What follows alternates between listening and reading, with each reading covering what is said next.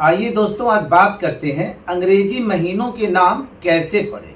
यूं तो हम सब जानते हैं पहले एक साल में केवल 10 महीने हुआ करते थे और उन 10 महीनों के नाम ये हुआ करते थे। लेकिन ईसा से 700 साल पहले किंग नुमा हुए, जिन्होंने रोमन कैलेंडर में कुछ सुधार किए और 2 महीने और ऐड कर दिए, जेनस एंड फेब्रस, जो बाद में जनवरी और फरवरी हो गया, बिगड़कर या यूं कह ले बदल कर हो गया। जनवरी का महीना जेनस देवी के नाम पर रखा गया। जेनस देवी उद्घाटन की देवी हुआ करती थी, या यूं कह ले इनॉग्रेशन की देवी। जैसे हमारे देश भारत में गणेश की हिंदू धर्म के लोग पूजा करते हैं उद्घाटन के लिए, यानी कोई शुभ कार्य करते हैं तो गणेश की पूजा करते हैं। वैसे ही रोम में वहां पर जेनस देवी की पूजा की जाती थी कोई भी काम शुरू करने के पहले। तो जब नया साल शुरू होता था, साल का पहला महीना, उसके पहले दिन जेनस देवी की पूजा की जाती थी। तभी से नया साल मनाने की प्रक्रिया यानी प्रथा शुरू हुई। दूसरा महीना फेब्रुआ नाम के त्योहार पर रखा गया। फेब्रुआ का मतलब होता है फेस्टिवल ऑफ प्यूरिफिकेशन। इस नाम से फरवरी के महीने का नाम रखा गया।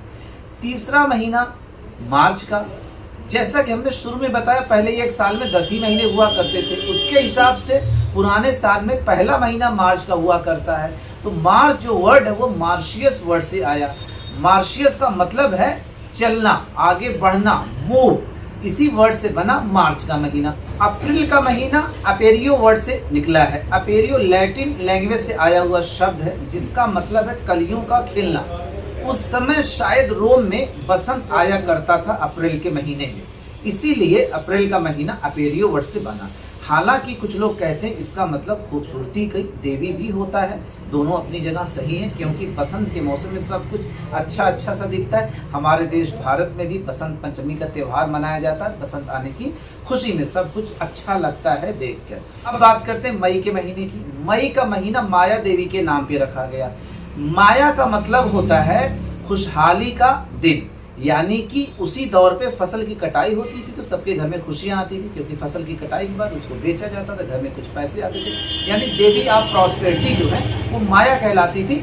वैसे भी हमारे यहाँ कहा जाता है कि मोह माया से दूर रहिए, तो ये माया वही वर्ड है। कुछ लोग कहते भी कि हमारे यहाँ से माया शब्द वहाँ गया है, अब वहाँ वाले कहते हैं कि उनके यहाँ से हमारे यहाँ आया। सही क्या है तो आप कमेंट करके बताएंगे। उसके बाद बात करते हैं जून के महीने की।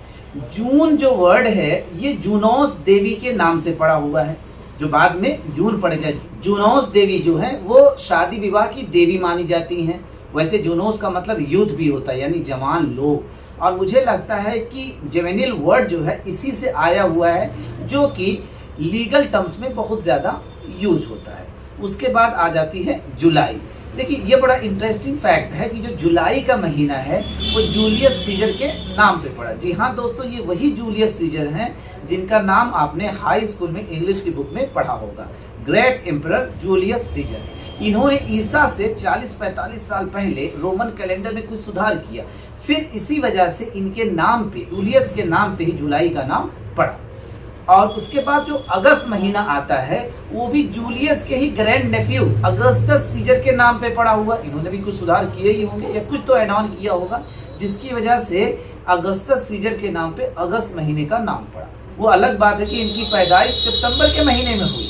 फिलहाल यहाँ तक तो सब ठीक है। अब अगर सितंबर महीने की बात करें तो जैसा कि हमने शुरू में बताया कि एक साल में पहले 10 महीने हुआ करते थे। मार्च से शुरू होता था, मार्च, अप्रैल, मई, जून, जुलाई, अगस्त, सितंबर, यानी 7वां महीना सितंबर। सेप्टम वर्ड से निकला है। सेप्टम मीन्स होता है 7, यानी 7। वैसे संस्कृत में भी सप्तम मतलब 7 होता है। अब कुछ लोग कहते हैं संस्कृत से ये वर्ड गया है लैटिन में सेप्टेम, और कुछ लोग कहते हैं नहीं ये इनका ओरिजिनल वर्ड है। अब ये तो पता करके आप कमेंट करेंगे। तो जो सेप्टेम में जो बर है ये नंबर से निकला हुआ है। जैसा कि पिछली वीडियो में हमने बताया था कि किसी भी वर्ड को साउंड ऑफ वाउल के अकॉर्डिंग जब कई हिस्सों में बांटते हैं तो एक हिस्सा सिलेबल कहलाता है। तो नंबर 2 हिस्से में बढ़ जाएगा, नम एंड बर। तो बर जो सिलेबल है वो सेप्टम में जुड़ गया तो हो गया सितंबर। बर जो है नंबर से निकला हुआ सिलेबल है सितंबर, यानी 7वां महीना जो है गिनती से रिलेट हो जाएगा। सितंबर 7वां महीना।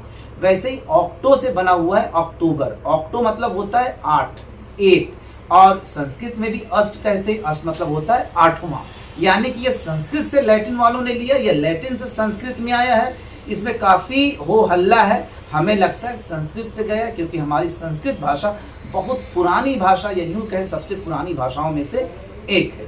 उसके बाद बात करें नवंबर की, तो नवेम वर्ड से बना है नवंबर। नवेम मिस होता है 9, यानी नवेम से बना नवंबर, बर जो है नंबर से आया। उसी तरीके से दिसंबर डिसेम वर्ड से बना हुआ है। डिसेम मिस होता है 10, जैसे कि डेसिमल, डिकेड्स या डेसीमीटर, ये सब 10 के लिए ही यूज होता है ना, उससे बना है दिसंबर का महीना। इस तरीके से जनवरी फरवरी से लेकर दिसंबर तक के महीनों के नाम रखे गए हैं। ये तो हम अंग्रेजी महीनों के नाम की जानकारी आपको दे रहे हैं, यानी हिस्ट्री की जानकारी आपको दे रहे हैं, अपनी जिम्मेदारी निभा रहे हैं। अब आपकी जिम्मेदारी है कि आप ये जानकारी लोगों तक पहुंचाएं। फिर मिलते हैं नेक्स्ट वीडियो पे। शुक्रिया दोस्तों।